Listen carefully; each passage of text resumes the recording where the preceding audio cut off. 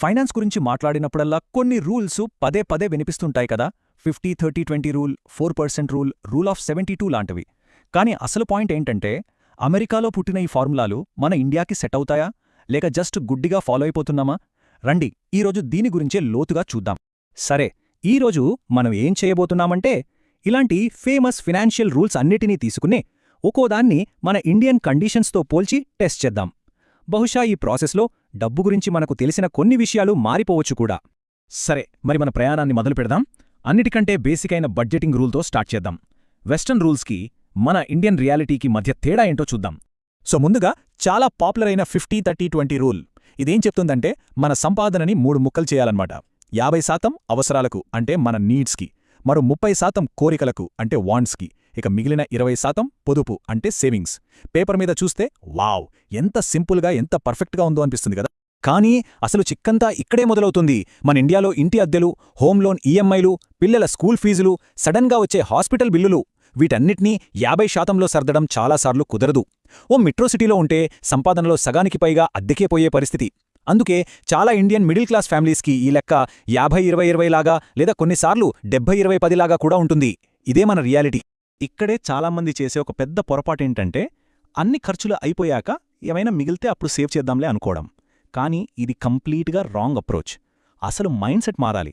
ముందు సేవ్ చేయాలి, ఆ తర్వాతే ఖర్చు పెట్టాలి. ఇది చాలా చాలా ఇంపార్టెంట్ షిఫ్ట్. మరి ఈ పే యువర్ సెల్ఫ్ ఫస్ట్ ప్రిన్సిపల్ని లైఫ్లో ఎలా పెట్టాలి? బెస్ట్ మార్గం ఆటోమేషన్. ఆలోచించండి, మనం హోమ్ లోన్ ఈఎంఐని ఎలాగైతే మిస్ అవ్వకుండా కడతామో, ఎస్ఐపిని కూడా అచ్చం అలాగే ఒక తప్పనిసరి ఖర్చులా చూడాలి. శాలరీ పడిన డేట్కే ఆటో డెబిట్ సెట్ చేసుకుంటే ఇక మనం మర్చిపోయే ఛాన్సే ఉండదు. గుర్తుంచుకోండి, డిసిప్లిన్ ఉంటేనే వెల్త్ క్రియేట్ అవుతుంది. ఓకే, బడ్జెటింగ్ సంగతి చూసాం. ఇప్పుడు ఇంకొంచెం సీరియస్ టాపిక్లోకి వెళ్దాం. అదే రిటైర్మెంట్. ఇక్కడ మనం చూడబోయే ఒక రూల్ ఉంది. దాన్ని గుడ్డిగా నమ్మితే మాత్రం చాలా పెద్ద దెబ్బ తగులుతుంది. అక్షరాల మన ఫ్యూచర్ని రిస్క్లో పెట్టినట్టవుతుంది. ఆ డేంజరస్ రూల్ ఏంటంటే, ఈ 4% రిటైర్మెంట్ రూల్. ఇదేం చెప్తుందంటే, రిటైర్ అయ్యాక మన దగ్గర ఉన్న మొత్తం డబ్బులోంచి, అంటే కార్పస్లోంచి ప్రతి ఏటా 4% తీసుకుంటూ ఉంటే ఆ డబ్బు దాదాపు ఓ 30 ఏళ్లపాటు వస్తుందని లెక్క. ప్రాబ్లం ఏంటంటే, ఇది అమెరికాలో పుట్టిన రూల్. మన ఇండియాకి ఇది అస్సలు సెట్ అవ్వదు. ఎందుకంటారా? మన దగ్గర ఇన్ఫ్లేషన్ అంటే ద్రవ్యోల్బణం చాలా ఎక్కువ. యూఎస్లో 2-3% ఉంటే మన దగ్గర 6-7% ఈజీగా ఉంటుంది. అంతేందుకు, మెడికల్ ఇన్ఫ్లేషన్ అయితే ఏకంగా 10-12% ఉంటుంది. దీనికి తోడు మనకు సోషల్ సెక్యూరిటీ లాంటివి లేవు. మార్కెట్ ఏమో ఎప్పుడూ ఒకేలా ఉండదు. ఇన్ని సమస్యలున్నప్పుడు 4% ఎలా సరిపోతుంది? అందుకే చెప్తున్నా, ఈ 4% రూల్ని గుడ్డిగా ఫాలో అవ్వడం చాలా చాలా డేంజరస్. మన ఇండియన్ కండిషన్స్లో సేఫ్ విత్డ్రాయల్ రేట్ మహా అయితే 2.5% నుండి 3.3% మధ్యలోనే ఉంటుంది. అంతకుమించి అస్సలు కాదు. సో దీనికి కనెక్ట్ అయిన ఇంకో రూల్ ఏంటంటే 25x రూల్. అంటే మన సంవత్సర ఖర్చులు ఎంతో చూసుకుని దాన్ని 25తో మల్టిప్లై చేస్తే మనకు కావాల్సిన రిటైర్మెంట్ కార్పస్ వస్తుందన్నమాట. ఉదాహరణకి, సంవత్సరానికి 5 లక్షలు ఖర్చవుతుంటే 25 రెట్లు అంటే 1,25,00,000 కావాలి. కానీ మళ్ళీ అదే పాయింట్, మన దగ్గర హెల్త్ కేర్ ఖర్చులు, కుటుంబ బాధ్యతలు ఎక్కువ కాబట్టి ఈ 25x కూడా సరిపోకపోవచ్చు. అందుకే సేఫ్ సైడ్ ఉండాలంటే 30x లేదా 35x టార్గెట్ పెట్టుకోవడం చాలా మంచిది. సరే, రిటైర్మెంట్ పక్కన పెడితే మన జీవితంలో కొన్ని పెద్ద పెద్ద కొనుగోళ్లుంటాయి కదా, ఇల్లు, కారు లాంటివి. వాటికి లోన్స్ తీసుకునేటప్పుడు కొన్ని ప్రాక్టికల్ రూల్స్ చూద్దాం. ముఖ్యంగా కార్ కొనాలనుకునే వాళ్ళకి ఒక సూపర్ సింపుల్ రూల్ ఉంది. అదే 24-10 రూల్. గుర్తుపెట్టుకోవడం కూడా చాలా ఈజీ. 20% డౌన్ పేమెంట్ కట్టాలి.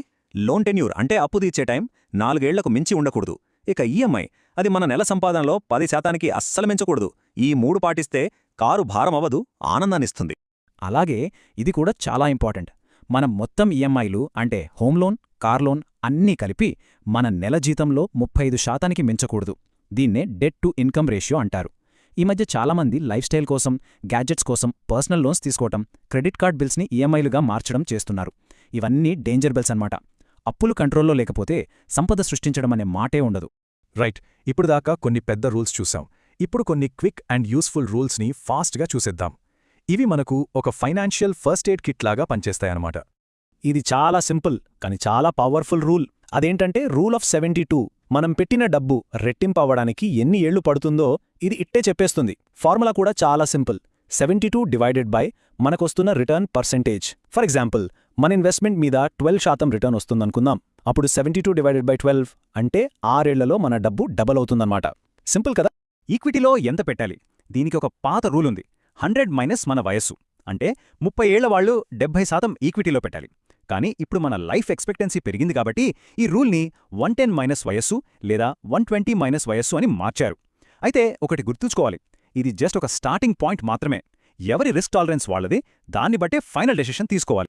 ఇక ఎమర్జెన్సీ ఫండ్, ఇది నాన్ నెగోషియబుల్, అంటే ప్రతి ఒక్కరికి ఖచ్చితంగా ఉండాలి. శాలరీ మీద బతికేవాళ్లు కనీసం 6 నెలల ఖర్చులకి సరిపడా డబ్బుని పక్కనబెట్టాలి. అదే బిజినెస్ లేదా ఫ్రీలాన్సింగ్ చేసేవాళ్లు అయితే వాళ్లకి ఇన్కమ్ గ్యారంటీ ఉండదు కాబట్టి 9 నుండి 12 నెలల ఖర్చులని రెడీగా ఉంచుకోవాలి. ఈ డబ్బుని ఎక్కడ పెట్టాలి? సేవింగ్స్ అకౌంట్ లేదా లిక్విడ్ ఫండ్స్లో. ఎట్టి పరిస్థితిలోనూ ఈక్విటీలోనో గోల్డ్లోనో పెట్టకూడదు. ఎందుకంటే అవసరం వచ్చినప్పుడు వెంటనే డబ్బు చేతికి రాదు. సరే, ఇన్ని రూల్సు, ఇన్ని ఫార్ములాల గురించి మాట్లాడుకున్నాం కదా. ఇప్పుడు వీటన్నిటికంటే ముఖ్యమైన ఒకే ఒక్క రూల్ గురించి తెలుసుకుందాం. ఇది రూల్స్కి అతీతమైనది. ఇప్పటిదాకా మనం చూసిన డిస్కషన్ మొత్తంలో గుర్తుంచుకోవాల్సిన అతి ముఖ్యమైన పాయింట్ ఇదే. ఫైనాన్షియల్ రూల్స్ అనేవి కేవలం గైడ్లైన్స్, అంటే మార్గదర్శకాలు మాత్రమే. అవి మనమే రాసుకున్న చట్టాలు కాదు. ప్రతి రూల్ని గుడ్డిగా ఫాలో అయిపోతే టెన్షన్ తప్ప సరైన ప్లానింగ్ ఉండదు. నిజం చెప్పాలంటే రూల్స్ డబ్బుని సంపాదించి పెట్టవు. వాటిని మన సిచ్యువేషన్కి, మన గోల్స్కి తగ్గట్టుగా కరెక్ట్గా ఎలా వాడుకుంటున్నాం అన్నదే మ్యాటర్. ఫార్ములాలని కాపీ కొట్టడం కాదు, వాటిని మనకు అనుకూలంగా మార్చుకోవడమే అసలైన ఫైనాన్షియల్ సక్సెస్. చివరిగా ఒక మాట, ఫైనాన్స్లో అతిపెద్ద అపోహ ఏంటో తెలుసా? అందరికీ అన్ని పరిస్థితులకు సరిపోయే ఒకే ఒక పర్ఫెక్ట్ రూల్ ఎక్కడో ఉందని నమ్మడం. అలాంటి రూల్ అస్సలు లేదు, ఉండదు కూడా. ఎందుకంటే ప్రతి ఒక్కరి ఫైనాన్షియల్ జర్నీ యూనిక్. వాళ్ల రూల్స్ని వాళ్లే క్రియేట్ చేసుకోవాలి.